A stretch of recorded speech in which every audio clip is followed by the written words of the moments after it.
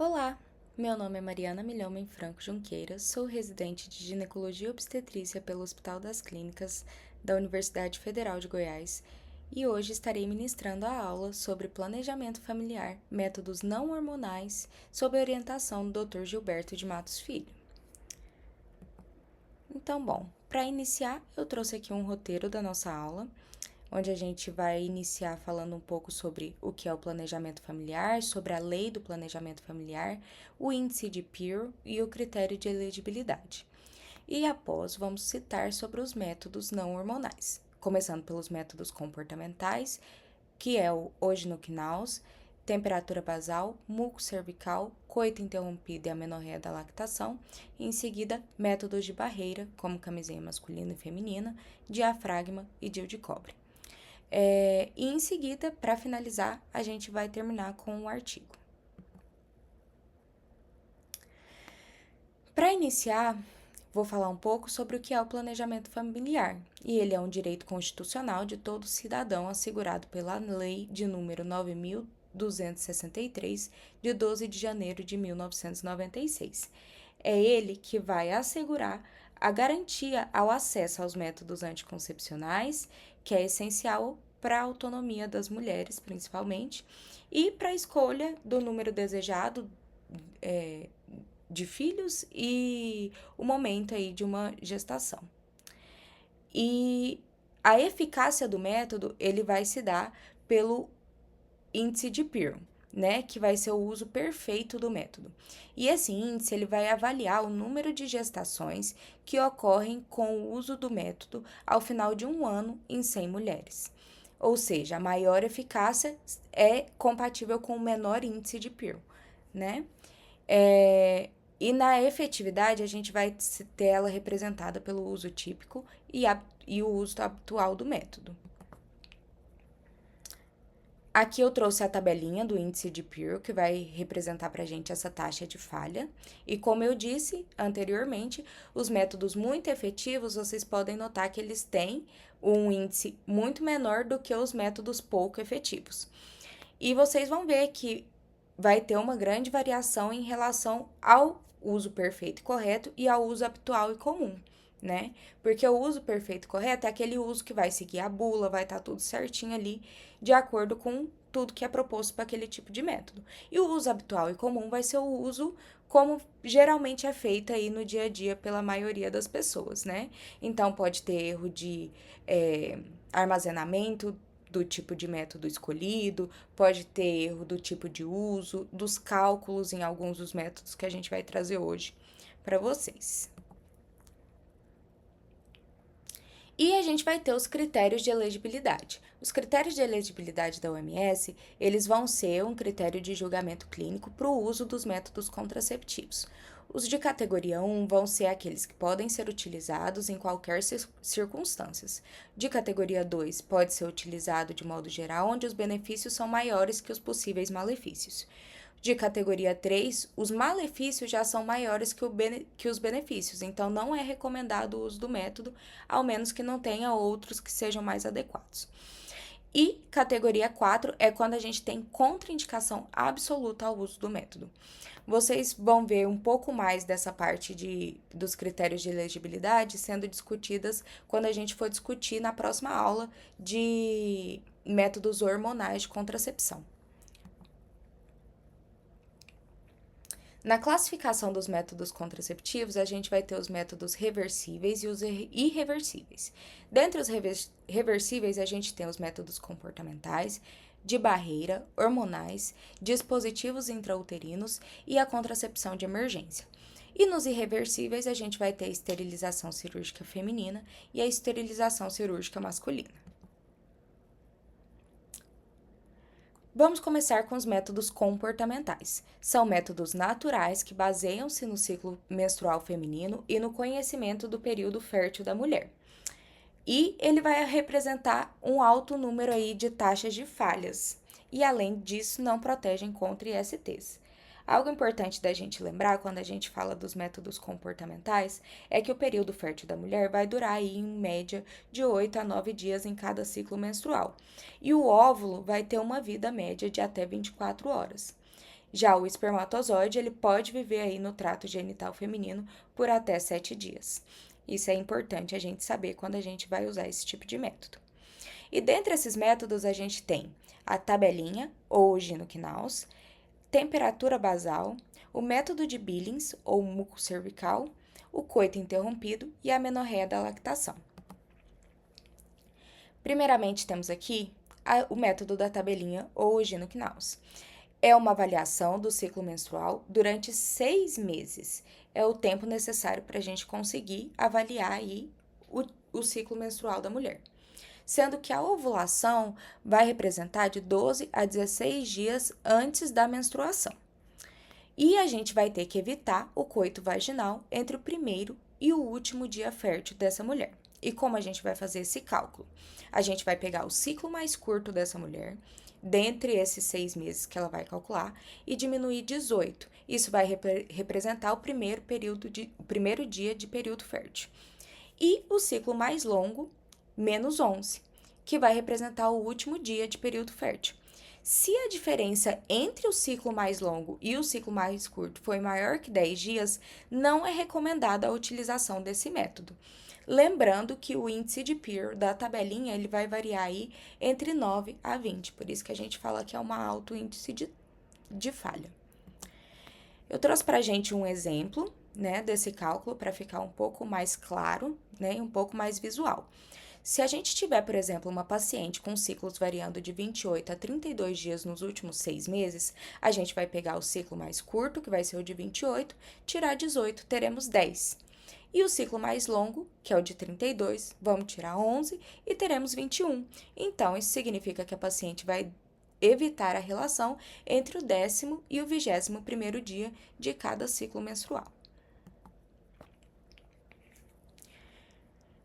Agora vamos comentar um pouco sobre o método da temperatura basal, que consiste em aferir a temperatura diariamente, sempre no mesmo horário, de preferência pela manhã, ao acordar, antes de levantar da cama, ingerir alimentos ou após 5 horas de repouso. O índice de Pearl desse método vai variar em torno de 4. E é um método que depende muito aí da paciente para seguir certinho como deve ser aferida essa temperatura. Na primeira fase do ciclo, a temperatura ela vai ser mais estável e ela se altera mais durante a fase lútea.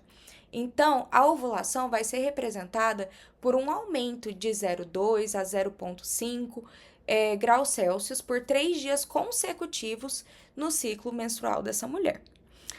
E a relação deve ser evitada da menstruação até 3 dias após a elevação dessa temperatura, que vai ser a representação do período fértil. Temos também o método de Billings, ou método do muco cervical, que vai consistir na abstinência do coito vaginal durante o período de filância do muco cervical. Por quê? Porque o aumento do estrogênio vai mudar esse muco cervical. Ele vai se tornar mais abundante, mais aquoso e mais filante, o que ajuda aí a ascensão dos espermatozoides. Então, nesse momento, a gente evita o coito até pelo menos, em média, o 4º dia após a mudança desse muco. E nessa imagem que eu trouxe abaixo, a gente pode ver uma exemplificação do momento que ele fica aí mais aquoso e mais filante.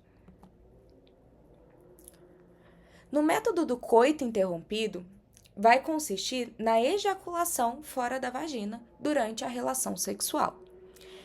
Porém, esse método ele também vai apresentar um alto número de falhas, representado por um índice de Pearl aí que varia de 4 a 27, porque podem existir espermatozoides capazes de realizar essa fecundação, mesmo nas secreções pré-ejaculatórias que estão ali presentes na fase excitatória.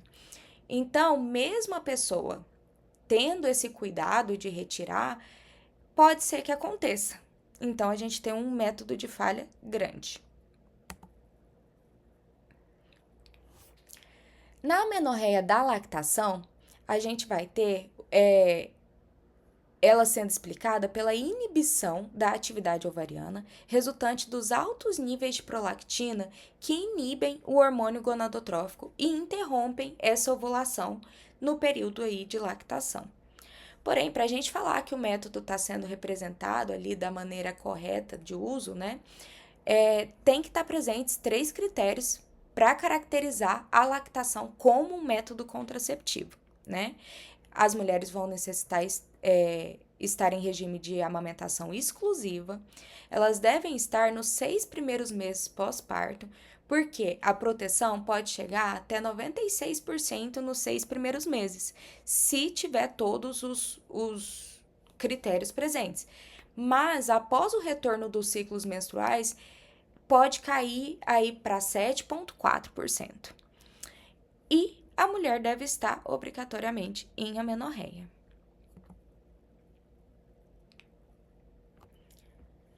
A gente sai então agora dos métodos comportamentais para os métodos de barreira.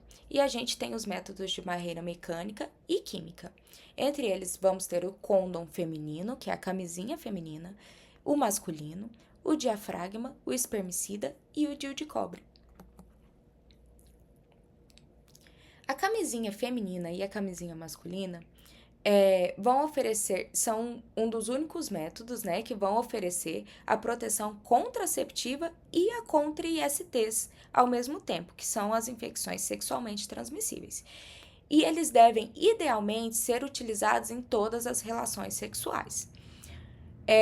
Deve ser sempre orientado, no momento da consulta, o uso correto da camisinha. Por quê? Porque o índice de PIR varia muito com o tipo de uso, né?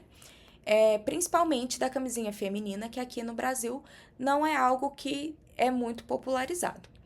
Mas a taxa de falha, né, o índice de PIR que representa a camisinha feminina, vai variar de 1,6 a 21 e a camisinha masculina de 2 a 16. Então a gente vê a variação ser bem grande, justamente por conta aí desse tipo de uso do método, né? E a gente tem que indicar sempre que é importante evitar o uso de lubrificantes ou géis oleosos, porque eles podem causar danos ao látex, que é o material que é o componente, né, principalmente do preservativo masculino. Os preservativos femininos geralmente são produzidos de poliuretano, então eles já não têm esse tipo de relação com os lubrificantes oleosos. Mas o ideal é que se use sempre lubrificantes ou géis de base de água. Teremos também o diafragma, que é uma membrana de silicone que deve ser inserida na região vaginal antes da relação sexual. E ela vai fazer seu efeito, né? Cobrindo ali a parte vaginal anterior e o colo uterino.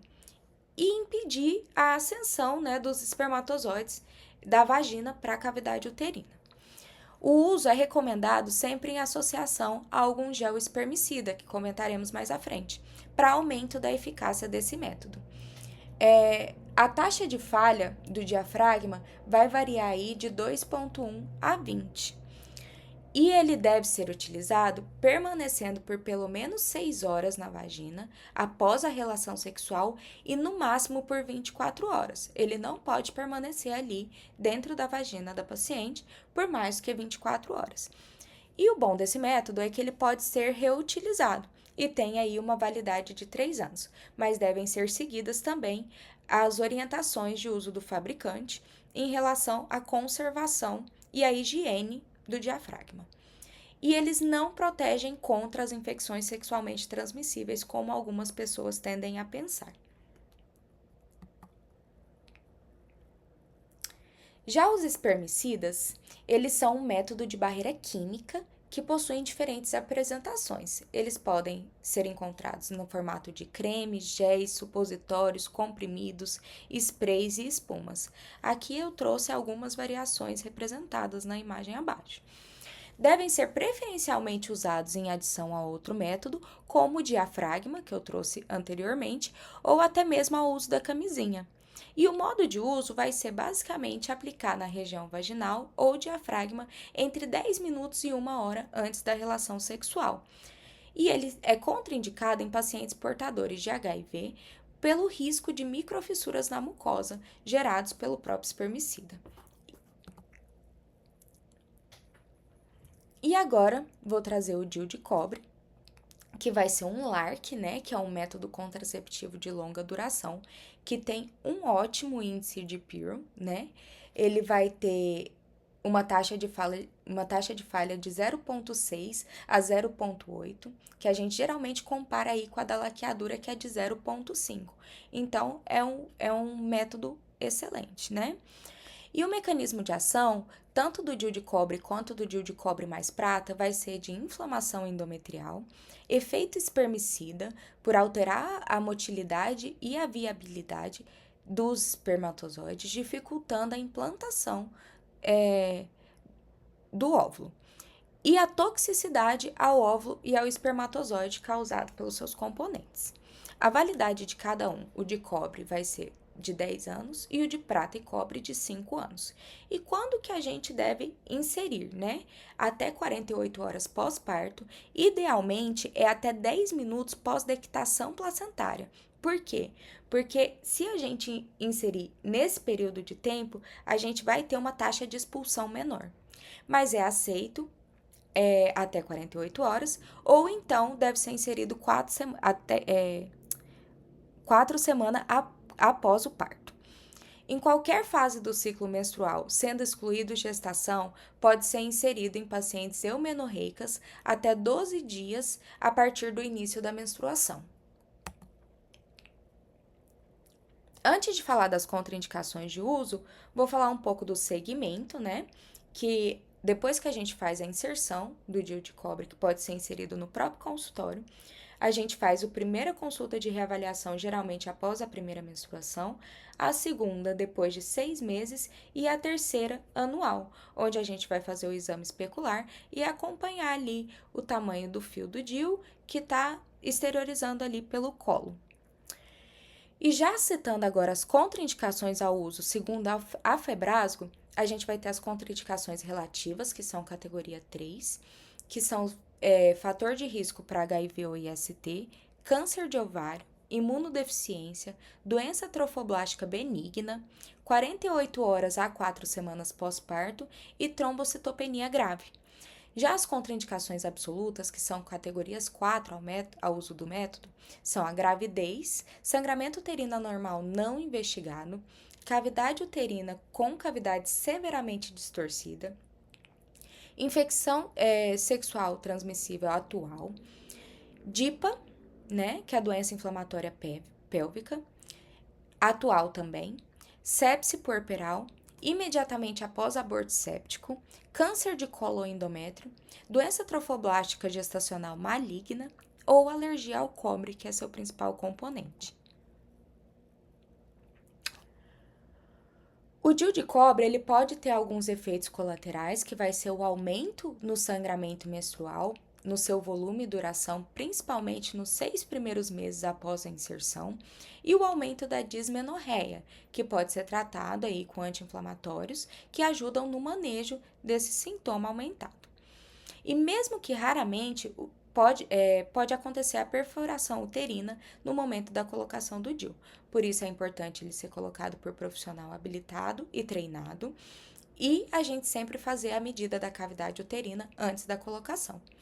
O DIU ele pode ser expulso ou se deslocar, isso é sempre importante ser comentado com as pacientes, necessitando aí do controle do acompanhamento médico, igual eu comentei anteriormente sobre o segmento. E a taxa de expulsão do DIU varia do seu momento de colocação. Se ele for colocado pós-parto cesárea, pode variar de 3 a 12%, pós-parto normal de 7 a 24%, 6 semanas após o parto já varia de 2 a 4%, e a inserção em pacientes não puérperas, que são as nossas pacientes habituais ali do ambulatório, de 3 a 10%. E agora, os métodos irreversíveis para a gente finalizar, que vai ser a laqueadura tubária, né, que pode ser realizada por via aberta, videolaparoscópica, vaginal ou periumbilical, e a vasectomia, que vai ser um procedimento rápido, consiste em anestesia local e tem um menor tempo de repouso feito ali nos homens, né? A taxa de falha, quando é realizada a laqueadura, gira em torno de 0,5%, como eu disse, muito parecida aí com a taxa de falha do uso do DIU de cobre. e da vasectomia de 0,1 a 0,15%.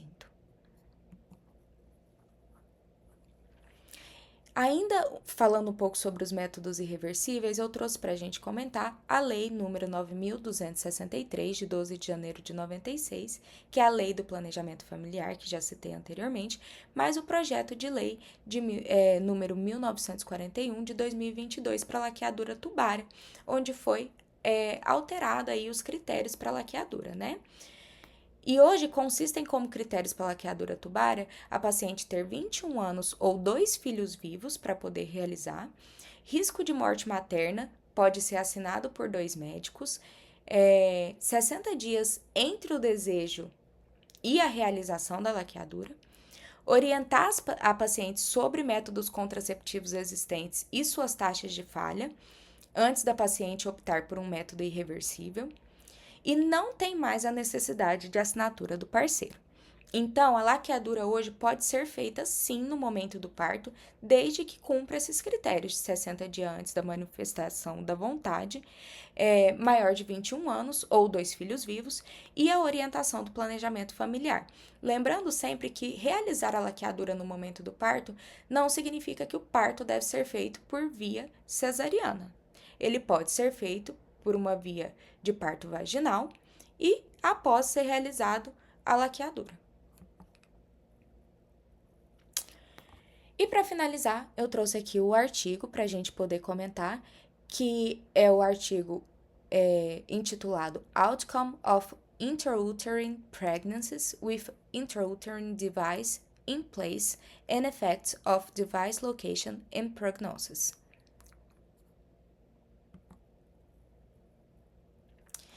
Esse artigo teve como objetivo comparar os resultados das gestações com os DIUs retidos e removidos e o efeito da localização do DIU no desfecho da gravidez. O estudo de corte retrospectivo que foi realizado foram pesquisados 27.578 registros de mulheres que inseriram o DIU, especificamente o de cobre T380, e 144 gestações com o DIU foram analisadas. Os DIUs foram removidos de 114 pacientes e mantidos em 30 pacientes, e essas pacientes foram seguidas pelo estudo. A OMS recomendou que a remoção do DIU melhore os desfechos da gravidez se as cordas do DIU forem visíveis ou puderem ser recuperadas com segurança no canal cervical, e que os riscos de aborto, parto prematuro e infecção são substanciais se o DIU for deixado no lugar. Todos os DIUs usados no estudo, como eu disse anteriormente, era o DIU de cobre, né? A idade gestacional média no momento do diagnóstico foi de, em média, 7 a 2,6 semanas para o grupo com DIU removido e 8,7 a 3,8 semanas para o grupo com DIU retido. 73 pacientes, que representam 64% no grupo com DIU removido, e 11 pacientes, que representam 36,7% das pacientes no grupo com DIU retido, tiveram um parto a termo. E o risco combinado de desfechos adversos na gravidez foi de 36,8% no grupo com DIU removido e 63,3% no grupo com DIU retido, sendo que 18 gestações no grupo com remoção do DIU e 8 gestações no grupo com retenção do DIU foram complicadas por sangramento vaginal durante o primeiro trimestre de gravidez. Não houve diferença estatisticamente significativas em termos de restrição de crescimento intrauterino, oligodrâmino e ruptura prematura de membranas entre os dois grupos estudados. E não houve mulheres com o diagnóstico clínico de corioameningite no estudo. E o que esse estudo concluiu? Que quando o DIU estava localizado na cavidade uterina, não houve diferenças estatisticamente significativas em nenhuma das medidas de desfecho entre os grupos com DIU removido e retido. E em mulheres com o DIU em posição baixa, houve mais abortos, partos pré-termo, ruptura prematura de membranas, coriamnioniite e desfecho perinatal adverso, com uma pontuação de Apgar mais baixa sendo registrada no momento do nascimento, no grupo com retenção do DIU, em comparação ao grupo com a remoção do DIU. Em conclusão, o estudo confirma que mulheres grávidas com o DIU in situ têm maior risco de um desfecho adverso na gravidez, menor idade gestacional, menores pontuações de Apgar e maior necessidade de UTI neonatal ao nascimento. Portanto, a gente pode concluir que o manejo aí em relação ao DIU de cobre em caso de gestação é excluir primeiramente uma gravidez ectópica, porque a taxa nas usuárias de DIU são maiores, e caso seja uma gravidez tópica e viável, a gente deve orientar as pacientes em relação ao risco, né, de aborto e parto prematuro, ao risco de sangramento, né, e maiores dores abdominais e que essas pacientes devem comparecer à emergência se tiverem a presença desses sintomas, assim como se tiverem presença de secreção vaginal anormal ou febre, né?